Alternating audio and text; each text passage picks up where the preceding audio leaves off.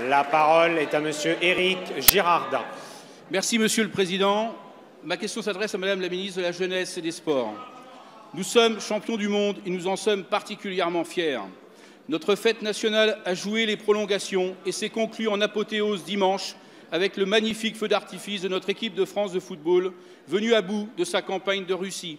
Une deuxième étoile qui est fêtée depuis 2 jours dans une communion nationale par des Français de tous âges, de tous horizons.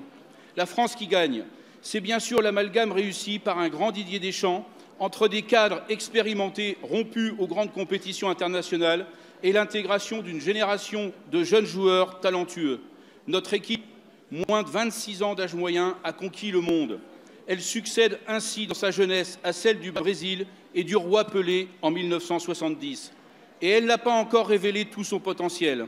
On a pensé collectif et pas individuel, une cohésion exceptionnelle qui a contribué aux résultats que l'on connaît. Ces joueurs ont tous commencé dans des clubs amateurs, de Bondy à Roissy-en-Brie, de Mâcon à Lille. Des éducateurs n'ont pas compté leur temps pour les former et les faire émerger. Le président Emmanuel Macron les a mis à l'honneur hier en rappelant qu'il ne faut jamais oublier d'où l'on vient. Le talent est inné, mais le champion se construit par le travail, l'expérience et la formation. Cette formation à la française est reconnue dans le monde entier. Aujourd'hui, on excelle et on forme différemment au Havre, à Rennes, à Auxerre, à Sochaux, à Monaco et ailleurs. Chaque formation a sa propre identité. Elle correspond aux besoins du football moderne. Technique comme Griezmann, vitesse comme Mbappé, puissance comme Pogba ou endurance comme Kanté. Il n'y a pas si longtemps que cela, j'ai été à l'initiative de la création d'un centre de formation pour un club professionnel de basket de haut niveau que j'ai cofondé. Le plus dur pour nous, dirigeants sportifs, c'est de conserver les talents émergents dans les clubs ayant contribué à les faire éclore. Madame la ministre, comment mieux protéger les résultats de la formation à la française? Comment garder nos jeunes pépites? N'est-il pas l'heure de lancer... La parole est à Madame Laura Flessel, ministre des Sports.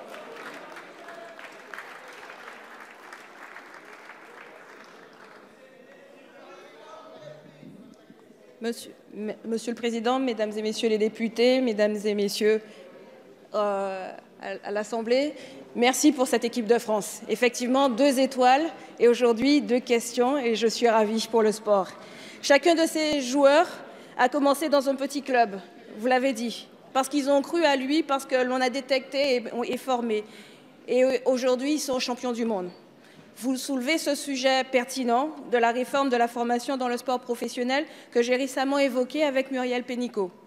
Au-delà du football, près de 2600 sportifs sont sous convention de formation écoutez la réponse, dans les 116 centres de formation agréés des disciplines de basketball, de football, de handball, de rugby, de volleyball. La formation dispensée repose à la fois sur un cursus sportif, mais également sur un projet professionnel pour l'après-carrière.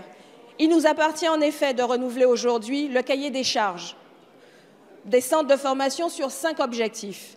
Garantir l'acquisition des compétences globales des jeunes sportifs, accroître l'autonomie financière des centres de formation en réduisant la pression sur les finances publiques locales, mieux réguler la démographie des centres de formation, garantir un haut niveau de qualité en matière de suivi de la santé des sportifs et accompagner la reconversion des sportifs qui ne passent pas par le cap du professionnalisme.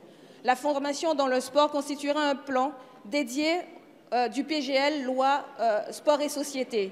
Dans cette perspective, je vous annonce le lancement à la rentrée de la mission parlementaire sur le thème de la formation pour le sport professionnel. Merci.